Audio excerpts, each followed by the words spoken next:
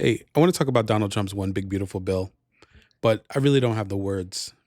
Either way, my name is Anthony. I'm a public historian, and this is part of a new series that I'm working on called Off the Dome, where I talk about current events and things that are on my mind when it comes to current events. Main reason I'm doing this is because I want to put myself out there more on YouTube, and I just think that I have a lot to offer. I have a really interesting opinion on things. So, anyway, this is defining legislation for Donald Trump's administration. This is like Donald Trump's version of the Affordable Care Act, or Biden's Build Back Better, or things like that. This is a piece of legislation that essentially defining of Trump's legacy as a president. So he had to get it passed. If he didn't, it would have been an eyesore for him. And he was able to get it passed with the help of his vice president, J.D. Vance, who cast the deciding vote.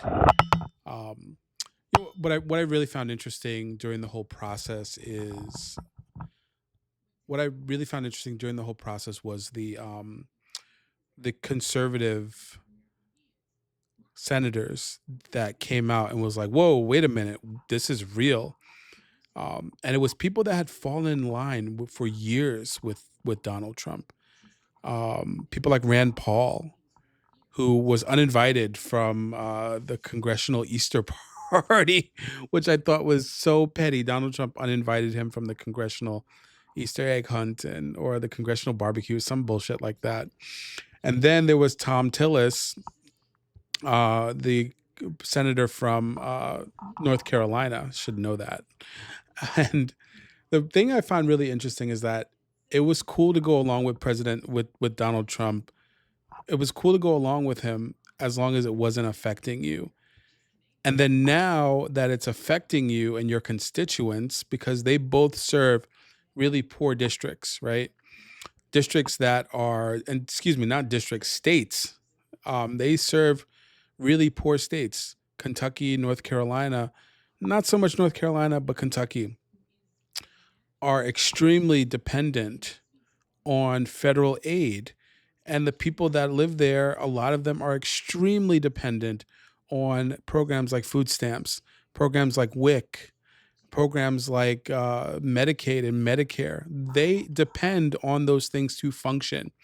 Another thing is these are extremely rural states. North Carolina and Kentucky, if you've ever driven through them, if you go to like Charlotte and then you go to like Winston-Salem, Raleigh, that area, and then you go down to like Wilmington, those are like the three, and Asheville, and those are like, the four decently sized cities. And then when you go to Kentucky, there's Lexington, and then that's it. The rest of the state is all woods. These are extremely rural states, and with the populations that live there, a lot of them live in relatively rural areas.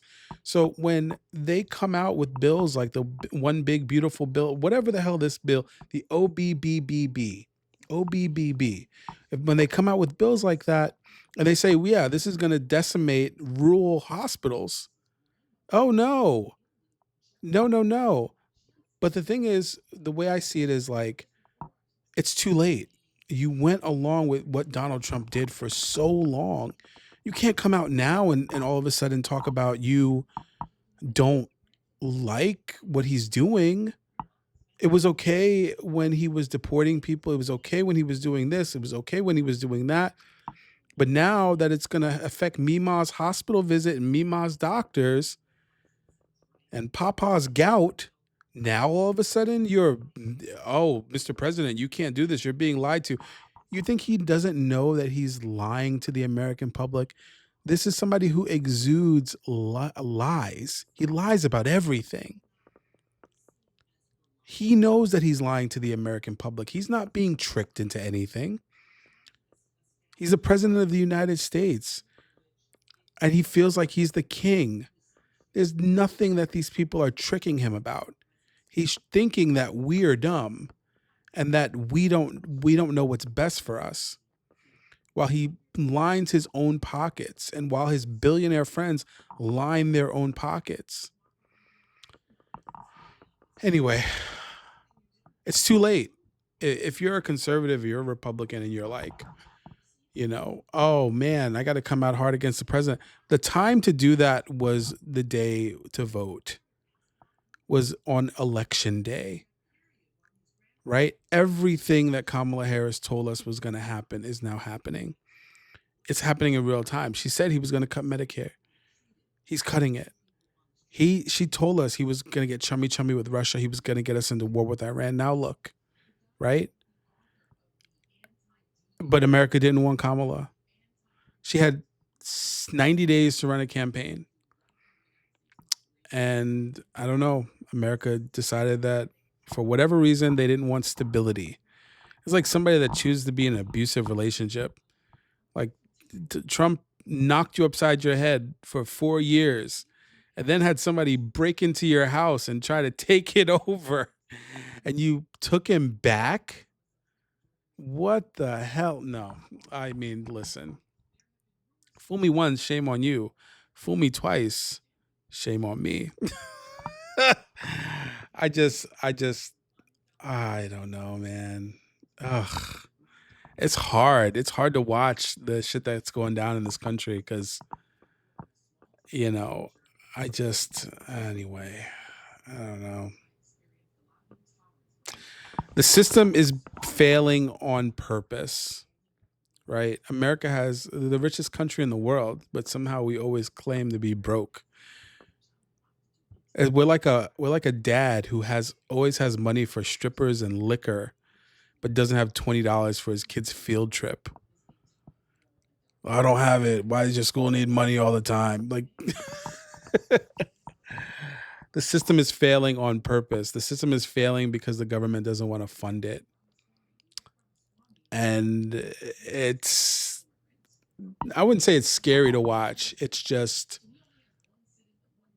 not scary to watch. I can't find the words. Watching it in real time is actually kind of nuts. But this one big beautiful bill, this one big beautiful bullshit. Can I curse on here? I guess I can. They're laughing all the way to the bank with this thing, man. It's crazy. I bet you they're having dinner. They're high fiving each other. They just gave themselves the biggest permanent tax break in American history. Billionaires did, multimillionaires did, laughing all the way to the bank. And they'll tell us, "Oh, why don't you just get a second job? Why don't you start a business? Why don't you do this? Why don't you do that?"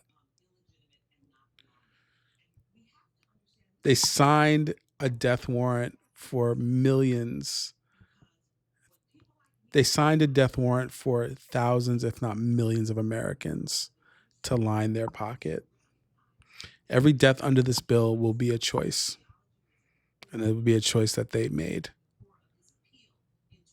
If you like this content, if you like Off the Dome, don't forget to like, share, subscribe, comment. Let's talk about it in the comments section. I appreciate everything that you guys do. I appreciate you guys being here, listening to me rant and ramble. And thank you.